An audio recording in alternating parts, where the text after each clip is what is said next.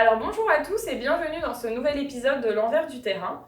Aujourd'hui je reçois Elisabeth Currier-Richer, doctorante en anthropologie appliquée à l'Université du Texas State aux États-Unis. Alors aujourd'hui ça sera un épisode un peu spécial parce que Elisabeth est en anthropologie judiciaire. Donc elle va nous parler de ses terrains mais elle va nous expliquer pourquoi c'est un peu plus différent des terrains en ethnologie parce qu'on va plus parler de laboratoire. Et puis, donc pour rapidement présenter Elisabeth avant qu'elle se présente elle-même, elle a fait un bac en anthropologie à l'Université de Montréal, où on s'est connus. Et puis ensuite, elle est partie pour Toronto pour faire une maîtrise à l'Université de Toronto. Et maintenant, c'est ça, elle travaille sur son doctorat à l'Université de Texas State et en fait, elle travaille sur la variation morphométrique des crânes des populations hispaniques. Donc aujourd'hui, pourquoi j'ai invité Elisabeth qui était justement, qui sort un peu du cadre de ce format, c'est justement pour parler de tout ce qui était un peu toutes les sous-disciplines qu'il y a de l'anthropologie. Parce que finalement, on a fait toutes les deux notre bac en anthropologie à l'Université de Montréal. Et puis la particularité de ce bac, c'est qu'il y a 4 sous-disciplines.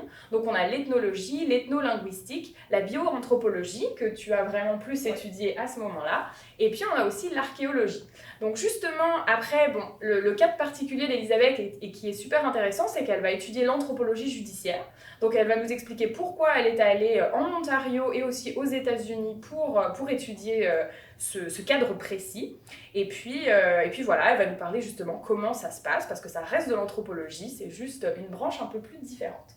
Alors, merci Elisabeth d'être ici avec moi. Mais merci de m'avoir invitée. De rien, ça me fait plaisir. Surtout, merci d'avoir accepté l'invitation.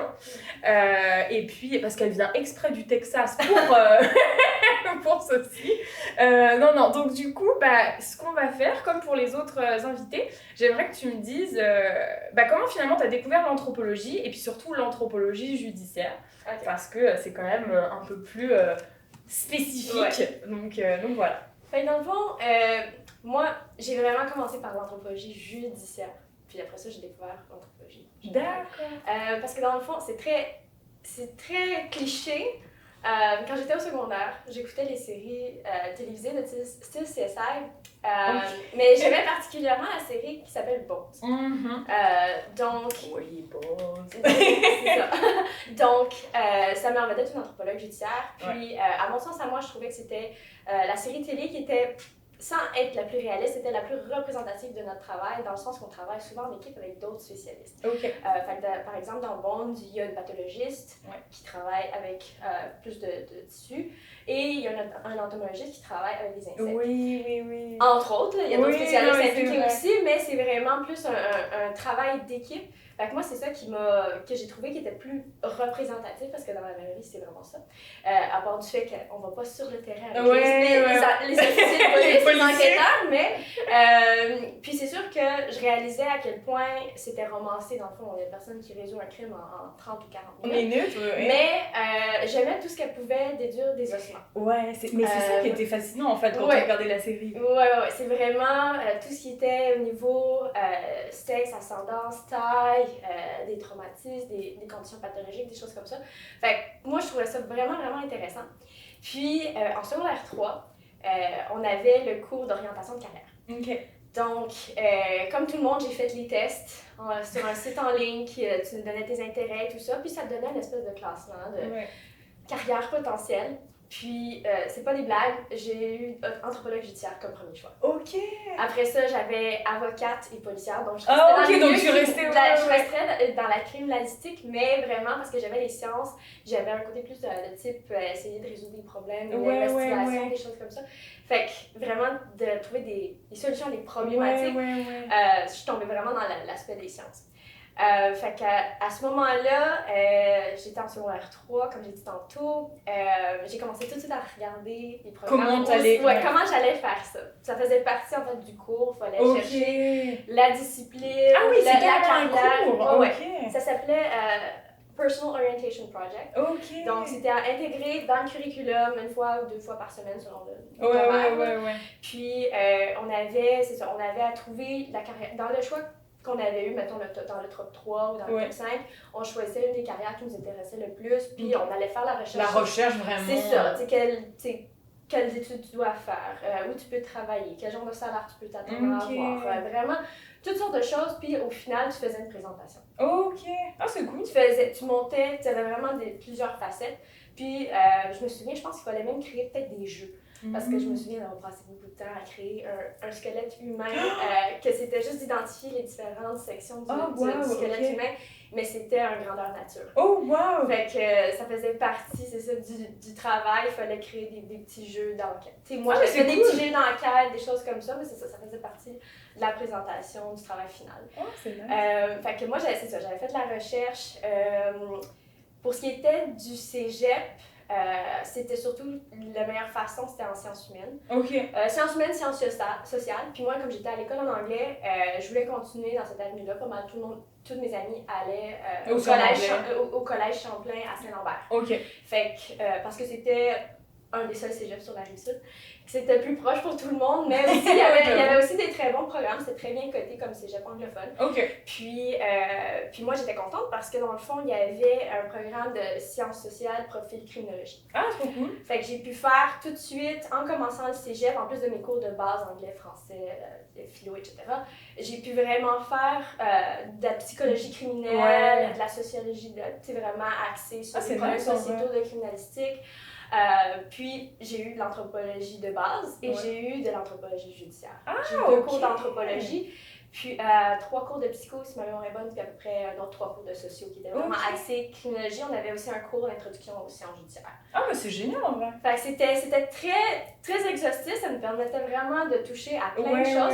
C'était vraiment puis voir ce qui allait plus te plaire aussi, parce que finalement tu le sais pas, même si t'as un intérêt. Ouais, c'est ça. Puis je me souviens très clairement que la première journée dans mon cours d'anthropologie judiciaire, je tenais pas à plat. Là j'avais hâte. Le prof présentait le plan de cours, là. Puis comme, allez, on commence là! Oh my god, on va faire ça, puis on va faire ça. Puis j'avais vraiment super hâte, là. C'est sûr, j'étais un petit peu déçue. Ouais. Parce que mes attentes étaient comme très hautes pour le professeur. Finalement, c'était même quelqu'un qui avait passé par l'IDM en archéologie. Mais fait qu'il y avait la formation, mais pas tout à fait en anthropologie judiciaire qui était la plus appropriée. Fait que des fois, il nous présentait des films que, oui, c'était, mettons, des sociétés mayas qui s'étaient entretuées. Fait que ça rejoignait son archéologie. Puis notre trauma à nous. C'était pas tout à fait directement lié, mais c'était intéressant. Oui, mais tu aurais voulu peut-être un peu plus. C'est ça. Puis tu sais, je sais qu'on a fait les bases d'estimation d'âge ou d'estimation de sexe, puis on avait des ondes plastiques, évidemment. Ben oui. Mais quand il a fait le dernier travail, c'était une genre de cartographie d'une potentielle scène de crime. Là, encore là, il avait mis... J'avais l'impression qu'il l'avait fait à la va-vite juste avant que le cours commence. Qu'il avait été sur le terrain de l'école, il avait pris une section du terrain de l'école. Puis il avait déposé, tu sais, comme des canettes de bière. C'était des trucs bien basiques. Moi, j'avais pris ça quand même super au sérieux. J'avais fait une belle carte avec un beau plan et tout. Tu sais, j'aimais ça. Mais dans le fond, ce que ça m'a fait comprendre, c'est vraiment que j'étais dans la branche qui me convenait le plus. Puis là, quand il est venu le temps de choisir un programme universitaire, ça a été vraiment compliqué parce que, premièrement, il n'y a pas d'anthropologie judiciaire. Au Québec? De façon générale, à l'université, là, il y a un premier programme qui a été créé en 2013 à l'Université du Québec à Trois-Rivières, mais c'est en chimie. Chimie, profil criminalistique. Maintenant, il y a aussi la maîtrise, puis ils travaillent à créer un doctorat. Mais c'est l'anthropologie judiciaire, c'est ça. Dans le cadre de mes recherches au secondaire, j'avais vu qu'il fallait un bagage en anthropologie biologique. Puis, mon premier choix d'université, c'était McGill. J'avais vraiment juste, plus en général, j'avais entendu beaucoup parler de McGill, j'avais beaucoup d'amis qui s'en allaient à McGill, puis c'était mon premier choix, puis j'ai vraiment été déçue quand je me suis rendu compte qu'il faisait juste du cultural anthropology, donc l'ethnologie. Puis si j'avais voulu mettre ça à ma façon, que ce soit d'anthropologie biologique, il fallait que je fasse une mineure en biologie, puis là, en ayant fait un DEC en sciences sociales, j'avais pas les prérequis pour rentrer avec la mineure en bio. Il aurait fallu que je fasse des cours de mise à niveau et tout. C'était compliqué, là. Ça s'en est compliqué, puis là, j'avais déjà commencé à regarder le bac à l'Université de Montréal, puis là, je leur demandais à McGill, est-ce que c'est possible, tu sais, de comme faire 2 universités pour les lacunes que vous avez, que vous n'avez pas d'anthropologie biologique, puis ils m'ont dit, oui, ça se ferait, mais ça serait vraiment compliqué. Oui, mais non, en fait, c'est ça. Oui, mais non. Puis, Concordia, c'était la même chose. Il y avait un peu d'archéologie puis des études classiques. Oui, à ce temps-là. Dans ce temps-là, ça a peut-être changé. Ouais, parce que finalement, l'UDEM est quand même la seule ici, là, qui a les 4 sous-disciplines, mine de rien. Au moins, on peut pas lui reprocher ça. Il y a peut-être pas le judiciaire, mais on a les 4. Ouais. À l'Université Laval, maintenant, il y a... Ben, je sais que j'ai fait de la recherche récemment, il y a de l'archéologie. OK. L'archéologie, quand même, je pense que ça fait longtemps, à l'Université Laval. Mais, surtout vu aussi ce qu'ils sont situés, là. Mais, non, c'est ça. Vraiment, les 4 sous-disciplines, c'était le meilleur choix, c'était l'Université de Montréal. Fait que ça m'a un peu pris de court, je te dirais, parce que c'était la première fois que j'allais à l'école en français. Depuis mon primaire. J'ai fait primaire, secondaire, à l'école bilingue, cégep en anglais. Puis dans le fond, là, j'ai fait OK, mais mon orientrice a dit, tu sais, t'es francophone. Ça va aller. La langue maternelle, il n'y a pas de stress, là. Elle dit, tu sais, c'est sûr que si tu parlais pas un mot français, je t'aurais dit, il faut que tu regardes en Ontario. Ben oui. Mais elle dit, toi, ça sera pas un problème du tout. Fait qu'elle dit, go, tu sais, vas-y. Puis c'est là qu'on s'est connus. Puis là, moi, dans le fond, même si l'UDM a des 4 disciplines, dans le temps que moi j'étais là, il y avait des professeurs qui étaient en arrêt de travail, ou en congé maladie, ou des choses comme ça, ou sur le bord de la retraite. Fait qu'il y a des cours qui se sont, anthropologie biologique spécifiquement, qui ont pris le bord. Oui, je voulais essayer de trouver une façon de mais oui, honnêtement, il y a une session où est-ce qu'il a fallu que je me revienne sur une scène à quelque chose comme 2 semaines de la session parce que j'avais 2 cours, même 3 cours d'anthropologie biologique que j'avais prévu pour ma session qui avaient été annulés. Même pas remplacés, même pas donnés à une chargée de cours, une étudiante au doctorat. Donc là, tu te dis, je vais manquer des choses, quoi. Parce que déjà, je suis pas en judiciaire, le peu de biologique que j'ai, là, on me l'enlève. Exactement. Puis je voulais pas rallonger non plus pour attendre 107 ans, là, de finir ton bac. Fait que je me suis... En fait, j'avais déjà... Je pense que ça s'est arrivé en début de 2e année. J'avais déjà fait comme mon mapping de qu'est-ce que je voulais faire comme cours à option, tout ça, sur mes 3 ans. Fait que j'ai pu tout de suite faire comme... changer un peu. Je remplace ça puis ça par, mettons, un cours à option. Je pense que j'avais pris l'histoire des États-Unis puis un cours d'espagnol. Fait que je m'étais revirée de bord, puis j'avais tout de suite réussi à replacer ça. Puis l'un des cours qui avait été annulé, finalement, il l'avait mis à l'été. OK, bon, ça va. Au final, tu sais, on l'avait pas su tout de suite, on l'avait su vraiment plus tard, mais... fait que j'avais réussi, c'est ça, à bien me replacer. Mais ça fait quand même que j'ai dû... Comme il n'y avait pas tant de cours d'anthropologie biologique que ça, il y en avait quelques-uns, j'avais pas assez pour combler tous mes cours. Fait que j'ai quand même touché à des cours d'archéologie. J'ai fait le cours de parenté qui a enseigné. J'ai fait, tu sais, c'est ça, j'ai touché on a suivi le cours de linguistique ensemble. Ça c'est les cours de base obligatoires. Et puis aussi de métaux, de trucs comme ça. Ça, dans la première année, c'était les cours de base obligatoires. Puis dans mes 2e, 3e année, j'en avais fait quelques autres. Puis après, on s'est séparés parce que du coup, on n'avait pas les mêmes intérêts. C'est ça. Fait que dans le fond, j'ai quand même j'ai touché un petit peu à tout. Mais pas tant d'ethno-linguistique, mais je suis quand même contente. Le minimum, Mais j'ai fait quand même 3 des 4 disciplines dans le cadre des cours à option. On n'était pas dans les cours d'obligatoire de la première année. Fait que je suis quand même très contente avec le recul d'avoir fait ça comme ça parce que ça m'a vraiment permis d'apporter cette espèce d'approche holistique-là dans tout ce que j'ai fait après. Puis même jusqu'à aujourd'hui, c'est vraiment bénéfique. Je suis vraiment, vraiment contente d'avoir fait ça comme ça parce que ça m'a permis d'avoir... Une fervente des 4 sous-disciplines. Non, mais ça m'a permis d'avoir une plus grande ouverture. Tu sais, je me souviens, je pense que c'était le premier cours, première journée, dans le cours d'initiation à la démarche anthropologique. C'était Roland Vio qui enseignait. Puis, il avait dit n'importe quelle question que vous preniez, une question de recherche, vous pouvez l'aborder des 4 sous-disciplines. C'est vrai, hein? Puis, je suis comme restée avec ça. Parce que, là, je vais faire un bond dans le temps, pour qu'on parle dans le fond de ma maîtrise, mon temps de maîtrise. J'ai travaillé sur les femmes disparues, les femmes autochtones disparues et assassinées. J'étais à ce moment-là à Toronto, au campus Mississauga. Puis, en fait, ce qui est arrivé, c'est que j'ai pas pu rentrer tout de suite parce que ma professeure était en sabbatique. Fait que j'ai fait 1 an de mise à niveau de cours de sciences judiciaires qu'il n'y avait pas au Québec. Puis après ça, quand je suis tombée en maîtrise, je voulais comme rejoindre archéologie, sciences judiciaires, anthropologie biologique. Puis, dans le fond, ce que j'ai fait comme projet de recherche, c'était d'essayer d'améliorer l'identification de femmes disparues et assassinées.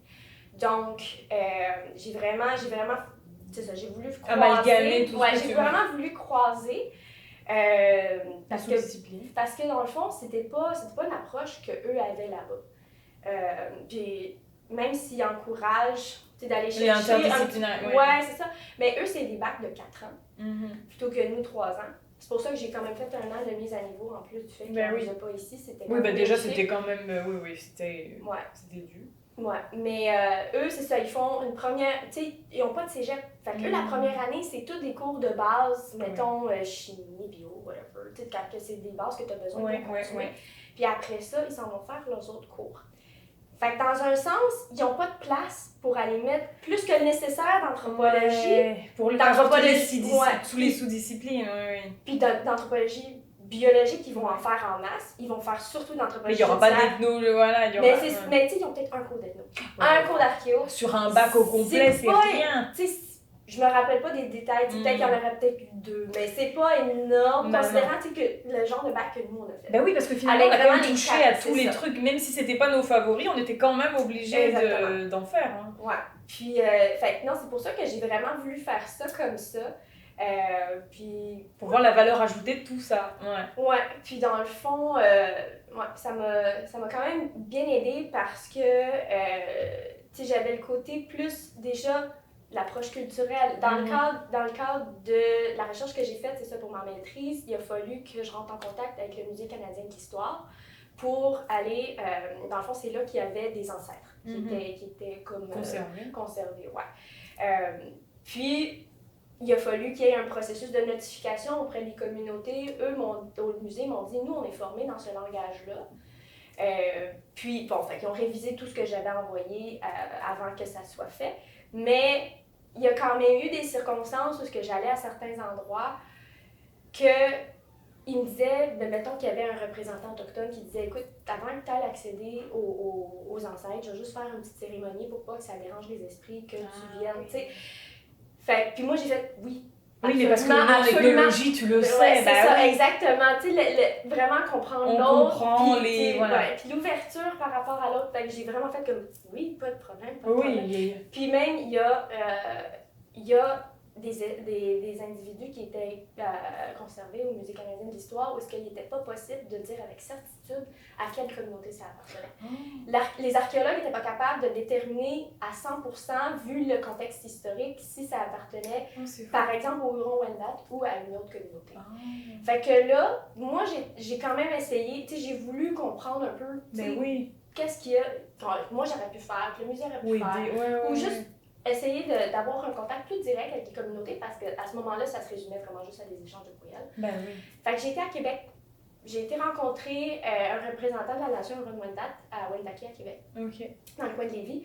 Puis j'ai discuté avec lui, parce que lui, dans le fond aussi, il voulait un petit peu plus de détails sur mon projet. Avant de laisser quelqu'un touché, une blanche surtout touchée à ses ancêtres, c'est ça, il voulait un petit peu plus de détails.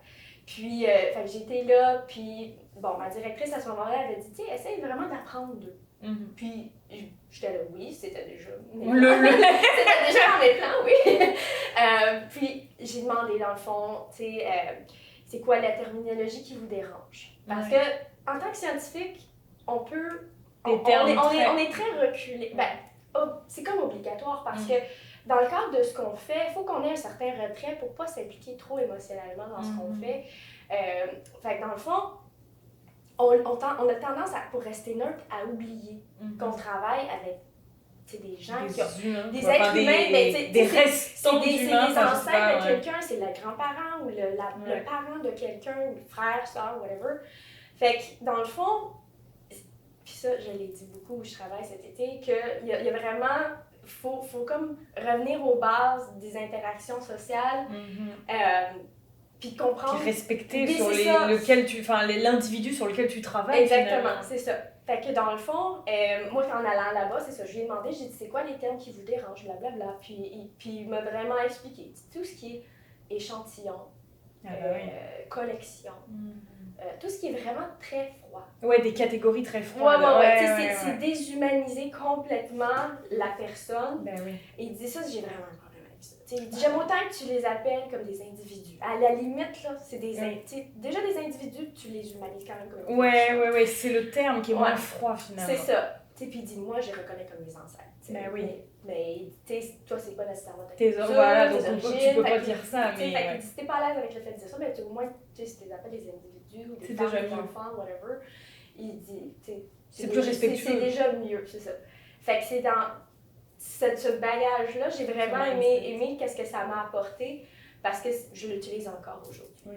Puis finalement, ton background d'anthropologie, avec l'ethnologie et comment on apprend finalement de tout ce qu'on a eu dans nos cours, bah ça t'a permis de pas être en mode je suis très laboratoire, très froide. Ouais. Là, il y avait cette ouverture sur l'individu, quoi, enfin les populations que tu étudiais. Ouais, puis c'est ça, je te dirais que ça contraste quand même beaucoup avec les gens avec lesquels je travaille dans ce domaine-là. Pas pour dire que tout le monde est froid, mais c'est juste, je trouve, dans le cadre comment ils ont été socialisés. C'est dans le cadre de la formation. Voilà. Vraiment, tu sais, quand tu n'as pas l'opportunité, dans le cadre de ton curriculum, d'aller rajouter, c'est ça, des cours d'ethnologie, des cours d'archéologie, même nous, même en fait, dans le cadre des cours d'archéologie, il y a beaucoup, mettons, de travail avec les communautés autochtones. Aujourd'hui, les archéologues savent il faut qu'ils impliquent les communautés plus. Mais avant, ça se faisait pas. Non, c'est ça. Avant, ça se faisait pas. Mais déjà, là, il y a un chemin qui est en train de se faire. Qui a été fait. Donc, les archéologues comprennent que dans le cadre de leur travail, ils ne peuvent pas juste arriver quelque part. Poser leur... Faire leurs études. Puis partir. Ben non. Tu sais, il faut ça fait un peu comme les colons avant, genre on fait nos trucs, on revient. Non, mais c'est ça, il y a des limites. Tu sais, il faut qu'il y ait un échange. Fait que déjà, les archéologues, en plus des ethnologues, comprennent ça. Donc, il faut juste que ça sorte dans l'anthropologie biologique. Oui, mais surtout que leur travail est nécessaire. Donc, en fait, il faut juste que tout le monde fasse le pont ensemble, quoi. C'est ça. Donc, ça revient avec ce que tu dis du début, que ce que tu as aimé dans Bones, ou même là, ce que tu fais avec ton stage, c'est que tout le monde collabore ensemble, finalement. Exactement, ouais. Et alors, est-ce que tu peux me dire comment, du Québec, t'es allée en Ontario, finalement, pour ta maîtrise? Parce que j'imagine que si le bac, il n'y en avait pas, la maîtrise, il n'y en avait pas non plus. Ouais, ben en fait, quand j'étais au bac, c'est une professeure, Ariane Burke, qui m'avait dit l'idéal, c'est pas de faire tous les diplômes dans une université parce que quand tu vas terminer, ben, ils vont pas t'engager. C'est eux qui t'ont formé, ils t'apporteront rien de nouveau. Fait que moi, j'avais compris ça, j'avais fait OK. J'avais déjà un peu dans l'idée d'aller à l'extérieur du Québec parce que je me disais, déjà au Québec, il n'y a pas grand-chose. J'ai épuisé toutes les options. Je veux dire, il y en a pratiquement pas. Fait que déjà, je regardais les choix, c'était Toronto, Nouvelle-Écosse. Ah, ok. Oui, puis Vancouver. Ok. Vancouver, je crois que c'était trop loin. Ok, ouais. Nouvelle-Écosse, il aurait fallu que je fasse 3 ans de maîtrise parce que mon bac était juste 3 ans, donc eux absolument voulaient que je fasse une maîtrise de 3 ans pour être sûre que j'étais assez compétente ou assez à mon affaire. Bah, oui, mais finalement, avec ce que tu as fait avec Toronto, l'année en plus, finalement... Finalement, c'est revenu à la même chose, mais je préfère d'avoir ce que j'ai fait à Toronto parce que il y avait le programme de doctorat aussi à Toronto qui m'a permis de rencontrer des gens puis d'avoir être exposée à plus de choses. Oui. Le peut-être plus gros, peut-être plus... c'est ça. Différentes perspectives, différentes personnes aussi. Dans le cadre de l'année que j'ai faite de mise à niveau, j'ai fait des cours d'identité judiciaire avec un ancien détective constable. Ouais, ça c'est cool. Donc j'ai vraiment, puis j'en parlais justement de ça au travail cette semaine, j'ai vraiment dit, avec ces cours-là, c'est le fun. Parce que j'ai l'impression que là, t'es dedans. En fait, quand tu prends une scène de crime, j'ai l'impression que j'ai touché à assez de petites pas juste choses. Toi dans tes trucs. C'est ça, c'est plus exhaustif. T'as aussi le côté judiciaire, des policiers. Encore là, c'est très holistique comme approche. Parce que je fais aussi du bénévolat avec l'Association québécoise des bénévoles en recherche et sauvetage, la QPRS. Donc là, ça, c'est le côté civil. C'est vraiment des bénévoles qui sont formés, puis qui sont appelés par la SQ quand il y a des grosses recherches qu'ils doivent faire pour des personnes disparues. Donc là, j'ai le côté civil. J'ai eu le côté un petit peu, c'est ça, policier, par le compte d'identité judiciaire, comment tu gères une scène de crime, des empreintes digitales, la photographie de scène de crime, des empreintes de pas, etc. Puis j'ai mon volet scientifique à moi, qui est vraiment plus dans comment on va analyser les preuves, qu'est-ce qu'on peut faire avec ça. Mais c'est trop cool en vrai. J'aime vraiment, avec le recul, je suis vraiment contente d'avoir fait ça de façon de toucher plein de choses. Oui, parce qu'au moins tu as les notions de. C'est ça. Fait que dans le fond, moi je trouve que ça fait. J'ai plus de cordes à mon arc. Ça fait de moi quelqu'un qui comprend plus de volets. Oui, parce que même si tu dois t'adresser à d'autres personnes de ton enfin pas de ton clan, mais de tes collègues, bah au moins tu sais sur quoi ils travaillent et tu comprends aussi leur réalité, quoi. Ah, c'est génial ça. Ouais. Donc ça, Toronto. Oui, donc Toronto, en fait, c'était... Je venais de terminer ma 2e année de bac, puis j'avais commencé à faire la recherche pour la maîtrise parce que j'avais une chargée de cours en 2e année, Jacinthe Vigent, qui nous avait dit dès le début de la session, ben là, si ça vous tente de faire la maîtrise, commencez à regarder tout de suite les professeurs pour être prête pour votre application à l'automne prochain, pendant votre 3e année. J'avais suivi son conseil, puis j'avais commencé à regarder, puis c'est ça, j'étais tombée sur Toronto, j'aimais bien la professeure qui était là-bas, elle s'appelle Tracy Rogers. Elle a travaillé sur le cas de Robert Payton dans l'Ouest. C'était un de ses plus gros cas qu'elle a travaillé dessus. C'était un tueur en série. Donc, elle avait quand même une expérience très intéressante. Puis, c'est ça, il y avait le programme de maîtrise, il y avait le programme de doctorat. Je l'ai contactée. Puis, c'est là qu'elle m'a dit qu'elle était en sabbatique l'année suivante. Ok, oui. Donc, du coup, toi, t'en as profité pour te remettre à niveau. Ben, c'est ça, j'ai fait... OK, c'est pas un problème. Je sais que j'ai une lacune, j'ai pas les cours de forensic science que tous les autres élèves qui rentrent dans maîtrise et doctorat ont déjà, parce que la plupart ont fait le bac. Mais c'est bien du coup d'avoir fait, Ouais, fait que c'est ça. Fait que j'ai fait cette année de mise à niveau-là. Pendant cette année-là, ça m'a permis de rencontrer d'autres étudiants en maîtrise doctorat. Tu sais, de me renseigner, de demander qu'est-ce que tu aimes de ta maîtrise, qu'est-ce que tu aimes de ton doctorat, tu sais, qu'est-ce que tu ferais différemment, comment tu trouves la directrice, blablabla. Tu sais, vraiment de m'informer, apprendre à connaître des gens aussi. Parce que quand j'ai commencé ma maîtrise, il y en a une qui arrivait de la Floride, puis elle était tellement dépaysée, puis elle connaissait personne, puis ça a été, je pense que ça a été une transition, en plus de changer de pays, de vraiment de s'adapter, puis là, c'est ça, d'arriver puis de connaître personne. Moi, je connaissais déjà quelques personnes, j'avais déjà comme mon réseau, là. J'avais déjà ça paraît mine de rien, je connaissais déjà les professeurs pour lesquels j'étais auxiliaire d'enseignement. Eux me connaissaient aussi, fait qu'ils savaient où me dispatcher pour les charges d'auxiliaire d'enseignement. Fait que, par exemple, j'avais fait le cours d'identité judiciaire, c'est le cours d'identité judiciaire pour lequel j'étais auxiliaire. Parce qu'ils savaient que je l'avais fait, j'avais passé au domaine, donc c'était facile de me placer là, plutôt qu'un autre cours, c'est une espèce de fourre-tout pour ceux qui arrivent. Ouais, fait que j'étais vraiment contente de faire ça comme ça. Puis c'est ça. Donc, quand j'ai terminé ma maîtrise, je trouvais que j'avais pas encore assez d'expérience pratique. Parce que quand j'ai commencé ma maîtrise, ma directrice de mémoire a dit « Moi, quand je vais sur des cas, je descends dans le couloir où il y a les pupitres des élèves de maîtrise doctorat, puis je demande qui veut partir avec moi. » Oh, c'est génial. Fait qu'elle dit « Moi, je m'attends à ce que les élèves soient là 4 à 5 jours par semaine. » Oui, parce que sinon, tu loupes ton opportunité. Et voilà. Fait que moi, j'étais là « Ah, yes! » Puis finalement, ça n'a pas été ça. Parce que, comme directrice, non seulement elle était ma directrice de maîtrise, elle était la directrice de maîtrise et de doctorat de d'autres personnes. De quasiment 10 élèves. Ouf, c'était beaucoup. Ouais, on était, quand j'ai commencé, on était 4 en maîtrise, puis au moins 6 doctorants. Et elle était directrice du programme de Forensic Science. Ouf. Et elle enseignait. Ah ouais, non, c'est bon. Donc, elle avait un horaire, disons, très rempli. Fait que les cas venaient très rarement. Aussi, la façon que c'était structuré en Ontario, c'est que tu avais une anthropologue judiciaire centrale au Ontario Forensic Pathology Services à Toronto. Elle était en plein. Puis le reste de la province était comme réparti en secteurs. Puis il y a des anthropologues assignés à des secteurs. Mais s'il n'y a rien qui se passe dans ton secteur, du coup, t'as rien. Fait que sur 2 ans... On va pas prier pour des meurtres, mais quand même. Fait que sur 2 ans, je te dirais que elle a peut-être été appelée 2 fois. C'était des cas vraiment ultra rapides. Qu'elle nous a dit par après, je ne voulais pas passer trop de temps, fait que j'ai amené tel ou tel qui savait déjà quoi faire. Ah, bah oui, mais du coup, t'as pas appris sur le temps. C'est pour ça que j'étais un petit peu déçue. Puis c'est ça, en terminant ma maîtrise, je me suis rendu compte que c'est ça, j'avais pas l'expérience pratique. Puis moi, je me disais. T'en as besoin, quoi. Parce que c'est pas vrai que je vais aller travailler sur le marché du travail. Sans rien. Plus tard, puis de faire comme attendez, faut que je me lis, faut que je regarde parce que ça fait 10 ans que j'ai pas mis le pied dehors. Non, mais c'est ça, Fait que dans le fond, j'ai cherché des stages.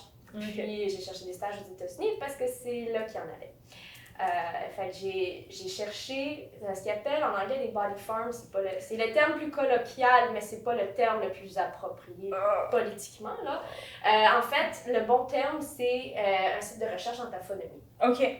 Donc, c'est vraiment... Ça a commencé au Tennessee dans les années 80 qui ont créé ce premier site-là. Oui. Taphonomie, pour ceux qui ne connaissent pas, je suis en train de juste... en fait, c'est tout ce qui est post-décès. Ok. Donc, après la mort, tout ce qui se passe en le corps humain. Donc, de la décomposition. Ouais, finalement. ben, c'est pas juste la décomposition, tu vas avoir, mettons, les insectes ou l'environnement, des choses comme ça. Donc, tout ce qui se passe en le corps entre le moment de décès et le moment qui est retrouvé. Je me rends compte que je fais des grimaces. Et je me rends compte qu'à chaque fois qu'on parlait, tu me racontais tes choses et moi j'étais comme oh. À la télé c'est beau, dans la vraie vie, ah. Mais c'est sûr qu'il faut avoir un cœur quand même bien accroché. Ah ouais, non, moi je peux pas. Ça va de soi. mais non, c'est ça. Fait que... Donc c'est ça que t'as... en fait, en même temps c'est génial parce que t'as besoin de savoir comment vont se décomposer les... Oui. Ouais. Puis ce qui est important à savoir, c'est que chaque environnement est différent. Fait que c'est pour ça qu'après la première qui a été implantée au Tennessee dans les années 80, ils ont fait comme il faudrait en mettre une ici, puis ici, puis ici. Est-ce que c'est trop l'hiver ou l'été? Enfin oui, les environnements sont... humide, sec, des choses comme ça. Fait que par exemple, moi, au final, après ma maîtrise, j'ai eu un stage au Colorado. Colorado Mesa University, où eux avaient leur site de recherche en taphonomie qui était ouvert depuis peut-être 5 ans, si ma mémoire est bonne. C'était quand même assez récent, mais eux sont en altitude. Donc, eux avaient un processus de décomposition au niveau des corps qui leur étaient donnés. Faudrait peut-être que j'explique comment ça fonctionne, un site de recherche. C'est que c'est sur une base de dons. Ok. Donc, la personne, si elle est intéressée, plutôt que de donner son corps à la science dans des laboratoires de biologie ou de médecine, les dissèquent et compagnie. Ouais, mettons de médecine, puis qu'ils ne savent pas finalement ce qui va arriver dans leur corps, tu sais, ils vont, surtout dans les endroits où c'est disponible, comme par exemple au Texas, ils vont aller signer un formulaire d'autorisation, dire je souhaite, tu sais... être mis dehors, là, puis me décomposer. Mais il y en a qui sont très fiers de participer à ça, parce qu'ils contribuent à la recherche. Ok, ouais. C'est horrible de dire ça, ils sont très fiers, mais ils sont... Non, mais ils sont très contents de contribuer aux connaissances, surtout en sachant exactement comment ça va être utilisé, parce que quand tu donnes ton corps à la médecine, mais souvent quand tu donnes ton corps à la médecine, tu n'en sauras plus jamais, ta famille ne va plus jamais savoir à quoi te servir. Ah, pour de vrai? C'est l'impression que j'ai, en tout cas, des échos que j'ai, les gens ils disent vraiment, là on sait, donc, à moins que ce soit juste le Texas qui sont assez clairs, avec un but précis. Mais c'est ça, il y avait... Non, j'avoue que c'est génial en vrai, parce que t'en as besoin. Ouais, fait que dans le fond, tu sais, comme nous au Texas, c'est très chaud, très humide.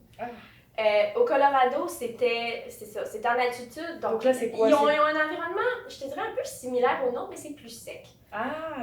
Fait que l'hiver, ils ont moins de neige, mais l'hiver, ça va prendre du temps parce que la décomposition commence. En été, c'est ultra rapide. Puis, en fait, on a ajusté notre échelle d'évaluation de la décomposition parce qu'il y a des façons de l'évaluer, ouais. Nous, on s'est ajusté pour vraiment avoir une section de momification parce que c'est ça qui arrive. C'est que la décomposition se fait tellement vite à une chaleur tellement chaude et sec que la peau devient comme du parchemin. Fait que c'est ça. Les environnements sont très différents. Puis, c'est important pour pouvoir être capable d'extrapoler les données en contexte réel après. Ouais, parce que j'ai une question. Est-ce que ça change quelque chose si les... Parce que toi, j'imagine que toi, là, ils sont pas enterrés, là, les corps, ils sont... Ça dépend. Ouais, est-ce que je me demande, est-ce que ça change quelque chose s'ils sont enterrés sous la terre? Ouais, c'est pas pareil. Fait que dans le fond, les tombes en surface, ça va se décomposer plus vite que les tombes plus creuses. Il va y avoir, dans le fond, il y a toutes sortes de choses qui se passent au niveau de la terre, au niveau des insectes et tout, quand c'est vraiment sous terre. Puis même en surface, tu as accès à toutes sortes de charognards. Bah oui. Fait que nous, par exemple... Vous laissiez les charognards? Non. Ça dépend des projets. Okay. Donc, nous, par exemple, au Texas, ils ont fait des projets vraiment que c'était des vultures. Là. C'était des gros oiseaux qui laissaient venir. Oh non. Puis là, parce que normalement, nous, on met une cage par-dessus. Justement. Oui, pour éviter ça. Oui, exactement. Mais dans les projets, spécifiquement, ils ont dit on assigne les gens à ce projet-là. C'est déterminé d'avance, c'est ça. Puis ils vont dire on les laisse là. Puis il n'y a pas de cage, puis les vultures. Oui, mais t'en as besoin parce que dans la vraie vie, si quelqu'un se fait assassiner ou est laissé pour mort, je ne sais où, à un moment, il n'y a pas une cage dessus. C'est ça. Dans le fond, c'est vraiment l'idée de pouvoir extrapoler nos résultats à des contextes réels pour qu'après, quand une anthropologue va sur un cas, puisse dire ça, j'ai lu ça. Telle étude, regardez ça. Dans les premières, dans les certaines en fait, celle au Tennessee, dans les en tout cas, moi, les recherches, les premières qui ont sorti que moi j'ai trouvé vraiment intéressantes, ou des trucs qui ont vraiment. C'était comme groundbreaking. C'était d'être capable d'identifier les micro-fractures au niveau des os quand quelqu'un a été congelé. Ah. Parce que le froid crée un choc. Ah. Donc du coup, ça te crispe les... Ça va créer des micro-fractures au niveau des os. Et donc de tous les autres... en fait, ça va être le gel des gels qui va créer cette micro-fracture-là, parce que c'est 2 chocs thermiques. Ok, ben oui. Puis après, eux, quand ils ont publié cette étude-là, moi, j'ai vraiment fait comme c'est super intéressant, parce que c'est ça. Après ça, tu peux être capable de dire, j'ai lu cette étude-là. Donc lui, moi, j'ai des ossements devant moi qui présentent des micro-fractures que autrement, je suis pas capable d'expliquer. Puis là, après ça, tu fais comme... Ah, oui, parce que tu as des maladies. C'est un pattern que j'ai vu dans cette étude-là. Attends une minute, laisse-moi comparer les photos ou des échantillons, tu peux aller voir. Donc finalement, ta façon de faire de la recherche est beaucoup liée à l'étude de... En fait, tu dois être une encyclopédie de tous les cas. Non, mais ce que je veux dire, c'est que... Non, mais parce que je me dis, finalement, tu peux peut-être... Tu sais, quand tu vas sur un cas, ok, tu deviens peut-être spécialiste aussi de ta région géographique, des choses, mais c'est ça, si tu sais pas, à un moment donné... Ben, tu sais, je te dirais, les pathologistes, ça, c'est des vraies encyclopédies, parce que pendant l'autopsie, ils savent déjà... J'ai fait un cours, dans mon année de mise à niveau à Toronto, j'ai pris un cours de pathologie judiciaire. C'était enseigné par 3 médecins. Donc, pathologie, c'est étudier de... la pathologie traditionnelle, où est-ce que tu es vraiment un pathologiste en milieu hospitalier, okay. Où est-ce que tu vas diagnostiquer des maladies, des choses comme ça, etc., mais où tu vas faire des opérations, peu importe. Donc, c'est vraiment dans un contexte clinique. Et tu as le pathologiste judiciaire que lui va faire les autopsies. Donc, va aller déterminer la cause de décès, s'il y a eu des traumas, etc., des conditions préalables qui ont mené à la mort, etc. Eux, ils doivent tout connaître. Je leur lève mon chapeau parce que c'est incroyable. Dans le cadre du cours que j'ai fait, je me suis rendu compte à quel point l'anatomie humaine est tellement complexe. Mais pas juste l'anatomie humaine, les conditions desquelles tu peux mourir. Il y a 10 conditions du cœur que tu peux mourir. Il y a des différences minimes entre chacune. C'est horrible. Fait que les pathologistes, moi, je leur lève mon chapeau parce que c'est tellement un travail extraordinaire qu'ils ont à faire. Puis il faut qu'ils connaissent vraiment bien ce qu'ils font. Moi, je peux aller... quand je suis en laboratoire, je peux prendre 5 minutes pour aller ouvrir des livres. Ou même, j'ai pas attendu que je connaisse. Mais lui, là, il a les mains dans les... Ouais, c'est ça. Moi, c'est pas attendu que je sois capable de regarder des ossements et faire comme, c'est ça. Il y en a que, oui, on a revu plus... Puis boum, c'est ça. Mais ça, c'est des attentes vraiment très romancées, là, que ça se passe pas vrai comme ça dans la vraie vie. Mais, c'est sûr qu'à force d'en voir, ou quand tu travailles avec des populations archéologiques, c'est souvent les mêmes maladies qui circulaient, donc tu vas, à force d'en voir, tu vas commencer par en reconnaître. Mais ça se peut que ça arrive des fois que tu tombes sur un squelette, tu dis vraiment ça, je le sais pas. Puis tu peux aller chercher soit dans des manuels, des choses comme ça, pour dire... Donc finalement, votre travail, votre recherche, c'est d'aller comprendre qu'est-ce qui s'est passé sur les ossements que vous retrouvez. Ou alors même c'est peut-être pas toujours des ossements, il y a peut-être aussi des corps, comme tu disais, peut-être en décomposition. En fait, l'anthropologue est impliqué à partir du moment où le pathologiste n'arrive pas vraiment à faire une autopsie parce qu'il ne reste pas assez de tissu. Donc, un cas de décomposition avancée. C'est pour vous, finalement. C'est dans le meilleur des mondes, idéalement, c'est pour nous. Aussi dans les cas de démembrement ou de corps brûlés. Donc, ça, c'est des cas où est-ce que... En tout cas, aux États-Unis, c'est comme ça. Oui, parce que quand il n'y a plus de tissu, qu'est-ce que tu veux qu'ils aient... Ici au Québec, ça fait des années qu'on n'a pas un anthropologue de façon régulière. Donc, probablement que des cas comme ça, ils ont appris à les faire. Puis, ils les font... Je n'ai pas dit qu'ils les font très bien. Mais... Dans un contexte idéal où tu as un anthropologue eux, ils prennent la relève. C'est vraiment des cas plus complexes comme ça parce que c'est dans cette discipline-là qu'il y a eu plus de recherches au niveau des démembrements, au niveau des corps brûlés, des choses comme ça. Ils ont fait toutes sortes d'études pour... Donc finalement, c'est vraiment beaucoup de travail de laboratoire, beaucoup de travail d'identification. Ben, je te dirais oui et non. Au début, ça a vraiment commencé avec beaucoup de travail de laboratoire. Aujourd'hui, parce que dans le fond, dans la façon que la discipline s'est développée, la discipline, elle a à peu près 30 ans. Vraiment Judiciaire, plus développé, plus poussé. Peut-être tu peux aller jusqu'à 40 ans. Ouais, parce que peut-être dans les années 80, ça commençait à... Ok, mais sinon pas plus. Mais les gens qui ont commencé l'anthropologie judiciaire, beaucoup étaient des anthropologues biologiques qui faisaient autre chose, des bioarchéologues. Ouais. Par exemple, au Québec, c'était beaucoup des bioarchéologues qui, des fois, étaient consultés pour ça. Et des archéologues tout court. Ah, ok.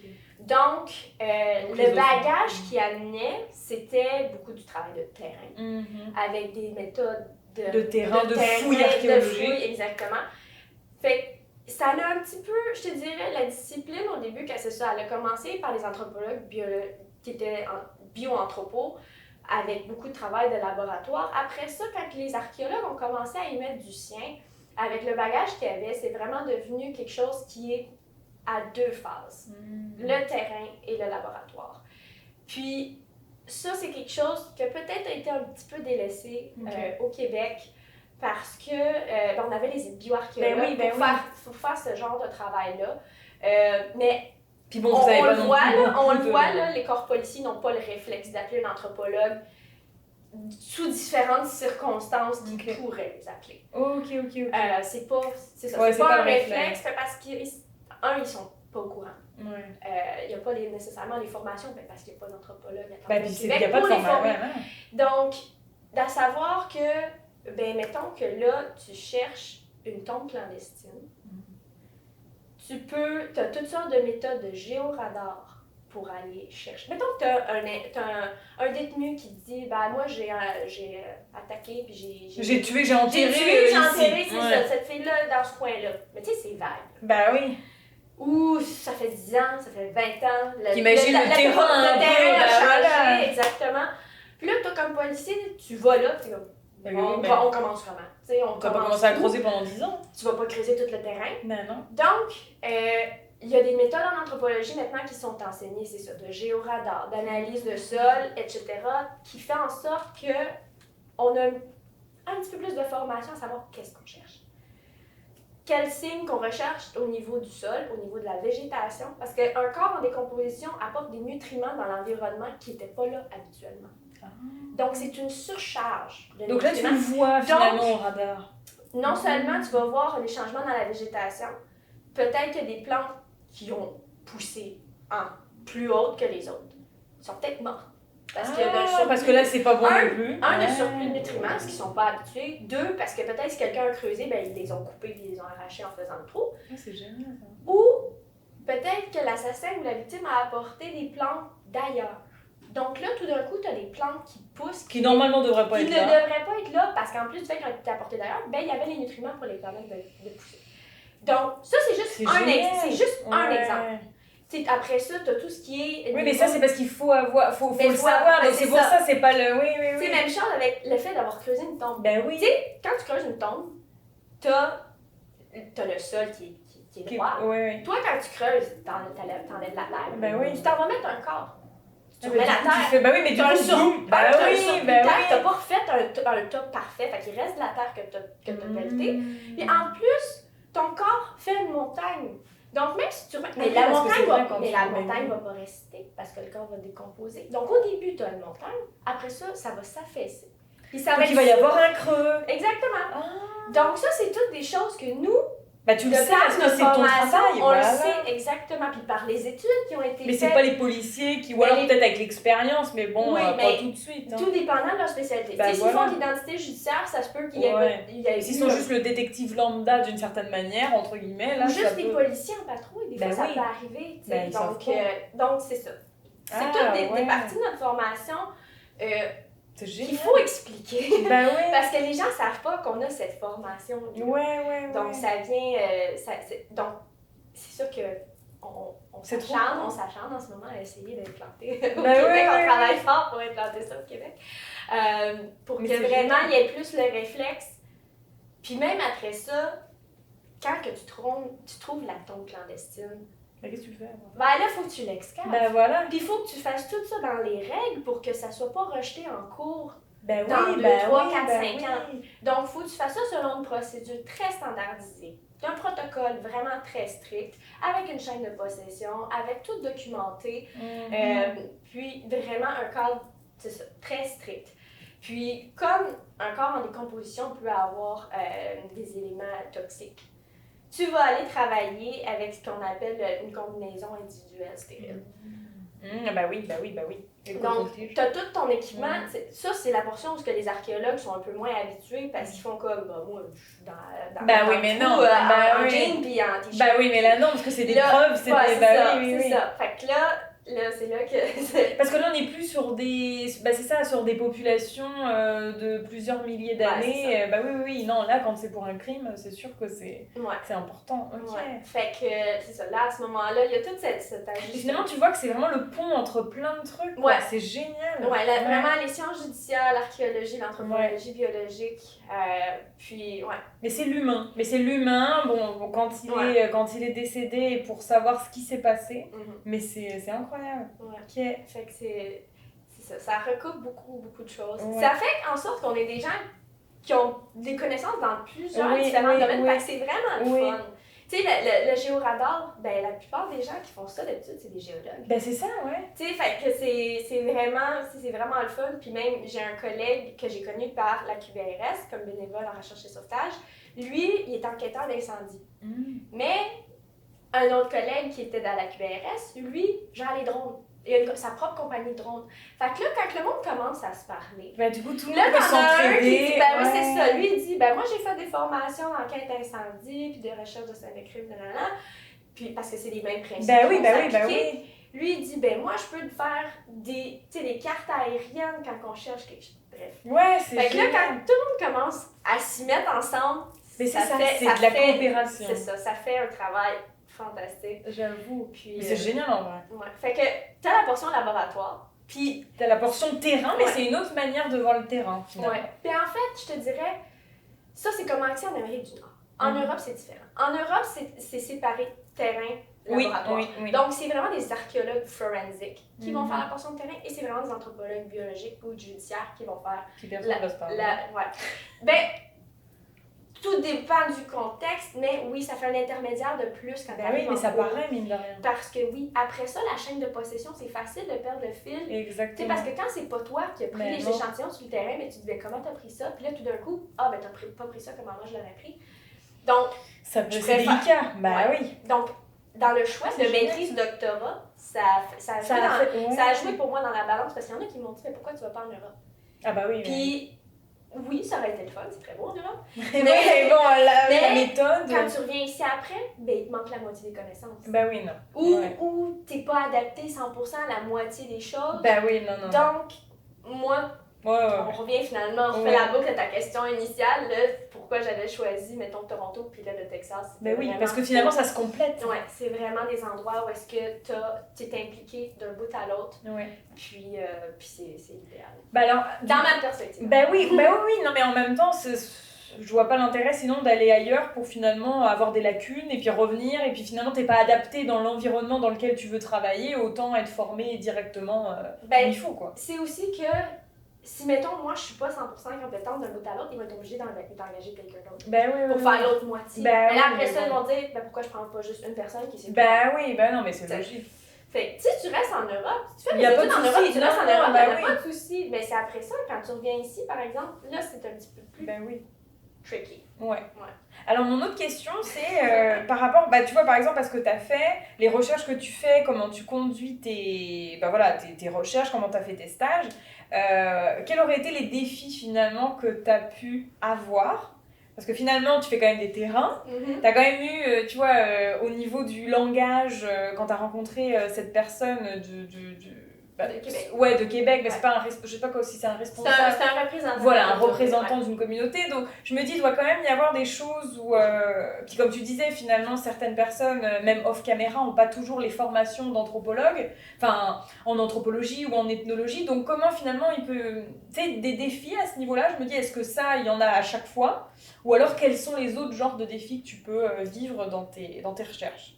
Je te dirais que la discipline en soi est un défi parce que c'est pas une trajectoire facile d'une traite que tu peux faire. Fait que ça a été vraiment de rabouter, de faire beaucoup de recherches à savoir est-ce que je cherche, où est-ce que je peux aller le chercher. Ouais. Dans le cadre de la formation exactement que je voulais. Dans ma maîtrise, j'ai eu la particularité de travailler avec les communautés autochtones. J'étais vraiment contente de pouvoir apporter d'être avec eux, mais j'ai eu beaucoup de résistance. Du fait d'être blanche, dans un milieu universitaire, en recherche. Oui, parce qu'il y a beaucoup. Il y a tellement d'historiques qui justifient qu'ils soient comme ça. Méfiant. Ouais, c'est ça. C'est tout à fait justifié, mais ça reste que... toi, ça ajoute de la lourdeur à ton projet, quoi. Ouais, ça a vraiment été de rajouter une certaine difficulté. Puis même, je te dirais, quand j'étais au Musée canadien de l'histoire, j'avais parlé avec un monsieur sur l'heure du dîner, je pense qu'il était au niveau du upper management du musée, puis il me demandait sur quoi je travaillais, tout ça, j'avais expliqué. Puis il m'a dit, je disais oui, je veux vraiment avoir la possibilité, j'ai des bonnes intentions, je voudrais vraiment appliquer mes connaissances de ce que je suis en train de faire avec les femmes autochtones disparues et assassinées. C'est vraiment pour les aider, Puis il y a vraiment eu la réaction, le monsieur, de me dire, ça c'est le speech colonial depuis 200 ans, 400 ans. Puis il était blanc, là. Puis il était blanc comme toi et moi. Puis j'ai vraiment eu le choc de me dire... Donc c'est-à-dire que le gars prend ça pour un speech et pas pour quelque chose de réel. mais ça a quand même mis les choses en perspective parce que je me suis dit, n'importe quel représentant autochtone pourrait me répondre ça et ça serait valide. Mais c'est triste en fait. C'est vraiment... C'est dommage parce que...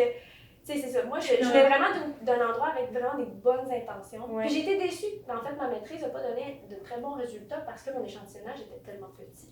Parce que, en fait, ce qui est arrivé, c'est que... Mais c'est là que tu vois que la réalité de la recherche est compliquée quand tu dois aller avec des populations qui sont sensibles, finalement. Oui, c'est ça. Parce que, dans le fond, ce qui est arrivé, c'est que quand cette communauté-là... J'ai eu une communauté qui a carrément dit « on ne supporte pas de recherche ». Là, comme ça, c'est clair. Non. Ils ont le droit en même temps. Oui, mais au moins, c'est clair. À ce moment-là, au musée, c'était un processus de notification, pas de permission.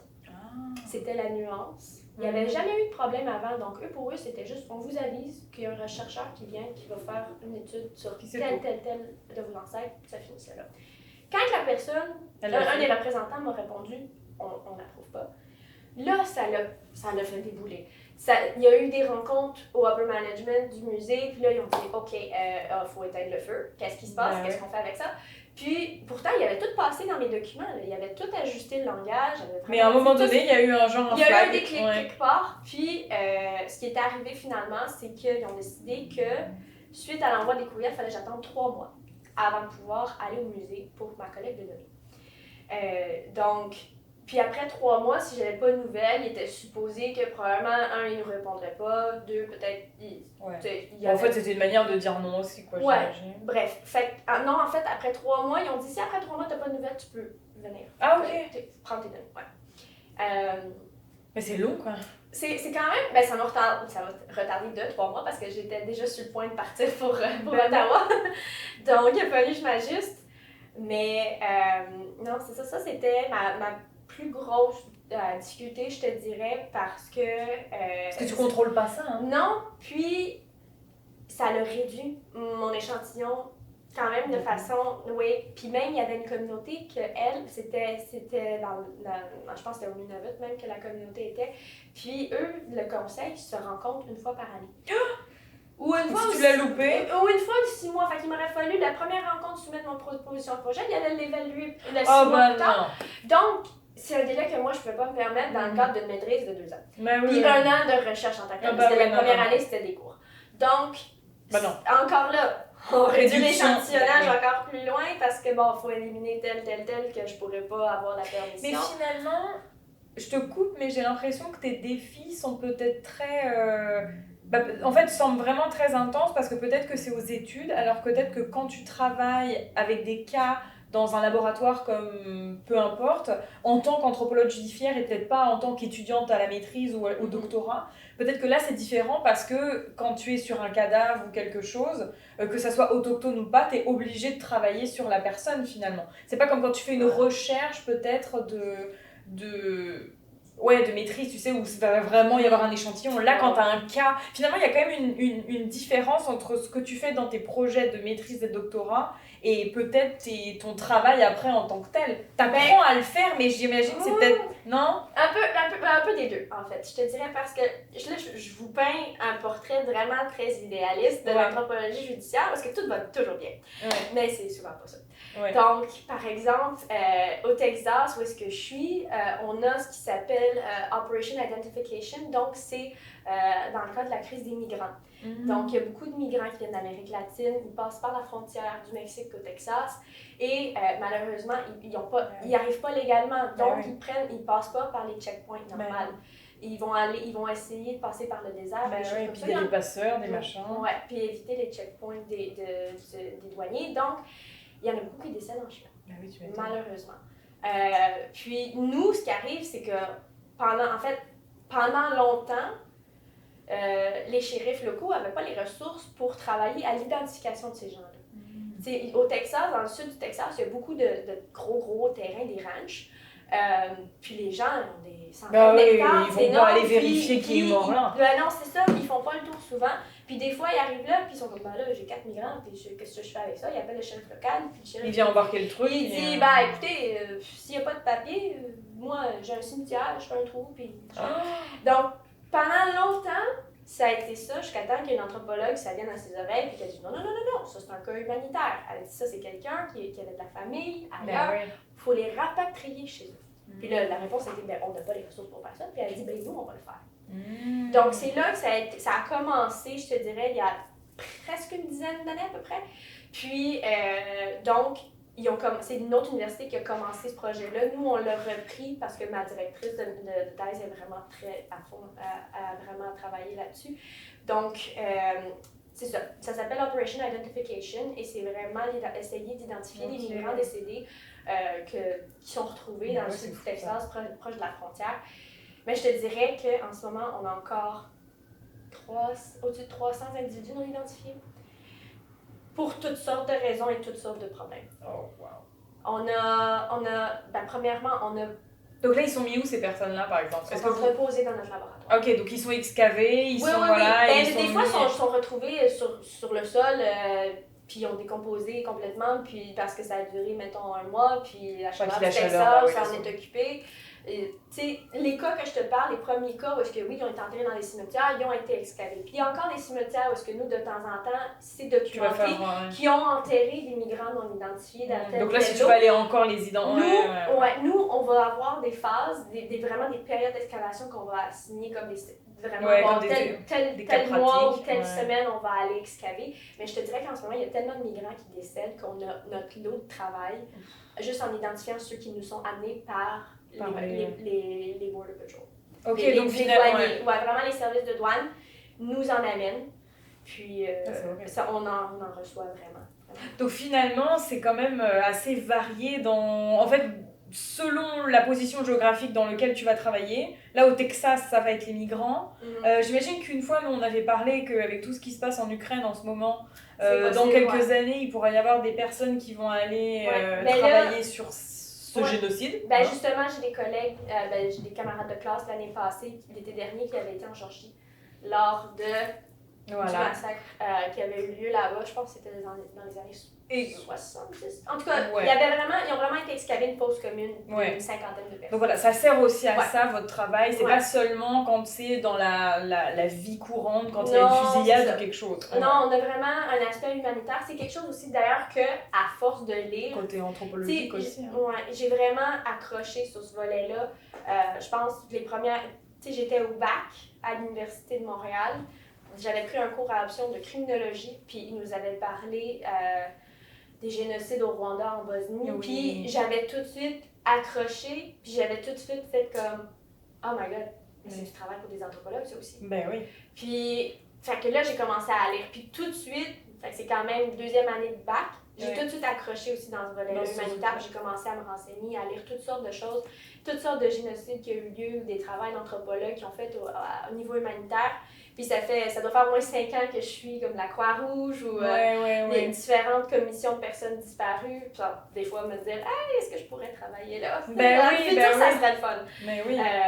Donc, tout ça, il y a plusieurs OBNL qui ont été créés, par exemple en Amérique latine, pour tous les conflits politiques qu'il y a eu lieu dans les années 70-80 jusqu'à la fin. Puis tous les crimes qu'il y a, que les gens disparus, c'est horrible. Donc, nous, on est très, très impliqués là-dedans. Fait que ça me rejoint beaucoup, fait que je suis quand même vraiment contente que ça rejoigne ma discipline dans un sens parce que c'est vraiment du travail très appliqué avec des conséquences dans la vie réelle, on voit vraiment l'impact. Puis moi, c'est vraiment dans mes cas. C'est vraiment, le niveau humanitaire, c'est vraiment quelque chose qui m'attirait beaucoup. Fait que je suis vraiment contente d'avoir la possibilité de travailler sur ces différents contextes-là. Ouais, non, j'avoue. Et du coup, c'est pour ça que tu pourrais nous parler de ton livre que tu as apporté. Oui. Attends, je vais le montrer à la caméra. Donc, puis on mettra le lien aussi. Oui, donc ça s'appelle Awasat, à la recherche des enfants disparus d'Anne Panassouk. Donc, c'est une Québécoise qui a passé à l'Université de Montréal, en fait, au bac et maîtrise, si ma mémoire est bonne, en anthropologie. Ouais. Donc, elle est anthropologue de formation, elle était journaliste à Radio-Canada. Puis, elle a travaillé comme ethnologue à cette île, avec les communautés autochtones là-bas, avec les Atikamekw et les Inuits. Puis, quand il y a eu, tout le monde le sait, la bombe l'été dernier, des 215 enfants qui ont retrouvé sur l'ancien pensionnat à Kamloops, en Colombie-Britannique, elle a été assignée par le ministre des Affaires autochtones ici au Québec comme attachée spéciale aux familles. Et puis, ce livre-là, ça parle de son travail qu'elle a fait en 2014 avec les communautés, parce que dans le fond, ce qu'ils ont découvert, ce qui est venu à ses oreilles, ça a été que pendant quelques mois à peine, il y a plusieurs enfants qui ont quitté leur communauté, ils ont été extraits de leur communauté par avion parce qu'ils étaient malades. Ils ont été amenés dans un hôpital à Blanc-Sablon sur la Côte-Nord, puis ils n'en sont jamais ressortis. Puis les enfants variaient d'âge entre quelque chose comme 6 mois puis 2 ans. Puis, à force de chercher, ils se sont rendus compte en fait que les enfants décédaient de trucs banals comme la pneumonie un coup rendu à l'hôpital. Donc, c'est weird. Puis, en fait, ce qui arrivait, c'est que les familles avaient pas de nouvelles de leurs enfants pendant des mois, jusqu'à temps que quelque chose comme 6 mois, 1 an plus tard, là, ils se faisaient aviser, ah oui, votre enfant est décédé. Sans plus de détails que ça. Fait qu'elle, quand elle a eu vent de ça, que plusieurs mamans commençaient à lui parler de ça, elle a voulu en avoir le cœur net, vraiment avoir plus de détails sur ce qui se passait. Fait qu'elle s'est rendue dans les hôpitaux puis dans les centres où ces enfants-là étaient décédés ou dans le fond, avaient été hospitalisés. Donc là, en fait, elle est en train d'enquêter fait mais ça, c'est une enquête qu'elle a déjà faite. Ça date de 2014. Oui, qu'elle a déjà fait, mais c'est quand même... Ouais, mais ça, c'est juste un volet de l'histoire du Québec sur les autochtones, sur tout ce qui se passe. Parce qu'il y a aussi une portion où est-ce que des mamans accouchaient de leur bébé, puis ils se faisaient dire votre bébé est mort-né. Mais les mamans étaient très certaines d'avoir entendu le bébé pleurer. Ouf! Donc, qu'est-ce qu'ils ont fait du bébé? Donc, qu'est-ce qu'ils ont fait du bébé? Fait qu'il y a aussi la portion de bébés disparus qui ont peut-être été adoptés par des familles riches. Donc, ça aussi, c'est un peu... C'est du vol de bébé. Oui, c'est un petit peu sombre, c'est un peu tumultueux. Puis, c'est même pas rentré encore dans l'histoire des pensionnats. Oh là là, Donc, les pensionnats, ça aussi, c'est une autre game. Mais ça, c'est une entrée en matière quand on veut... parce que finalement, elle est anthropologue. Donc, elle a aussi une écriture, enfin, elle a aussi un intérêt et une façon de voir les choses de manière anthropologique. C'est pas simplement une journaliste. Non, puis c'est vraiment bien de voir... Tu sais, moi, je suis contente de voir un genre de témoignage comme ça, parce que je suis un peu comme ça, moi aussi, à vraiment être directement impliquée avec la communauté, être vraiment les 2 pieds dedans, puis elle s'est déplacée, elle a été avec eux, puis elle s'est assurée d'avoir un interprète et tout, pour vraiment bien comprendre, bien cerner la problématique, puis qu'est-ce qu'on peut faire, puis pas arriver avec ses gros sabots, puis aller vraiment comprendre. T'es pas sur tes grands chevaux parce que t'es académique. Exactement. T'es vraiment, tu te mets au niveau de la communauté pour vraiment comprendre comment eux perçoivent ça. C'est de la douleur pure qu'ils ont vécu pendant des années et des années. Le livre doit Il y être en a, horrible. il y en a que ça fait 50 ans puis ils en sont pas revenus puis ils savent toujours pas Ce qui est arrivé. Ah non. Des fois, c'est leur frère, leur soeur à qui c'est arrivé. C'est horrible. Parce que c'est pas si loin que ça, que c'était les Oui, grands-parents. oui, c'est ça en fait. C'est pas. Oui, autant les pensionnats que ces enfants-là. Il y en a que, c'est ça, qui se rappellent de leur frère, leur soeur qui étaient dans les pensionnats ou qui ont été hospitalisés. C'est pas si loin que ça. Ouais. Même si on aimerait penser qu'on est déconnecté de ça aujourd'hui, c'est vraiment, ça date de 1800, non. C'est quand même assez récent. Ouais. Okay. Bah écoute, super. Est-ce que tu as quelque chose à ajouter pour les personnes qui aimeraient se lancer en anthropologie judiciaire ici au Québec? D'être motivé.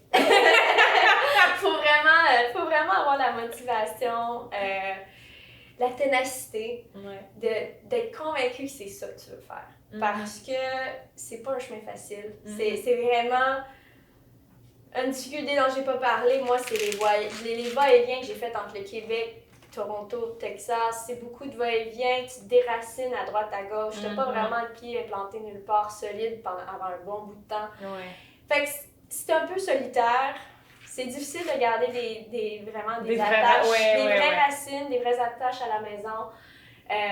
C'est le fun tout ce qu'on apprend. Oui, mais moi, Texas, j'adore ce que j'apprends, puis c'est tellement pertinent. Mais t'aimerais l'avoir au Québec, quoi. Enfin... Ouais, ben je serais pas loin de ma famille, mes amis, tu sais, fait que c'est vraiment d'avoir, une passion qui fait en sorte que ça te garde motivé, puis drivé, puis vraiment continuer jusqu'au bout. Là, je commence à voir la lumière au bout du tunnel, mais c'est quasiment 10 ans plus tard, 10 ans depuis le début, tu sais. Fait que c'est... non, il faut rester... motivé. Ouais, vraiment. Et puis finalement, se renseigner sur des cas et lire peut-être même aussi autant les choses scientifiques que des personnes qui, comme Anne Panassuk, vont écrire des... Ouais. Puis, de pas se décourager, parce que ma mère, elle a toujours eu la crainte que j'arrive devant un cadavre pour la première fois, puis que je fasse... Puis là, c'est pas... Après 5 ans d'études, mettons, parce que là, j'étais en maîtrise, après, mettons, 5 ans d'études, tu fais comme non, je peux pas. Parce que le premier cadavre que j'ai vu, c'était dans mon stage au Colorado. Ouais, ben c'est loin. Donc, j'avais déjà fait bac maîtrise. Fait que ma mère, elle avait cette crainte-là de faire comme, elle a pas l'estomac, c'est solide. Elle a pas l'estomac, c'est 5 ans à la poubelle, tu sais. Mais de pas se décourager, tu sais, c'est pas gaspillé. C'est vraiment des connaissances vraiment intéressantes.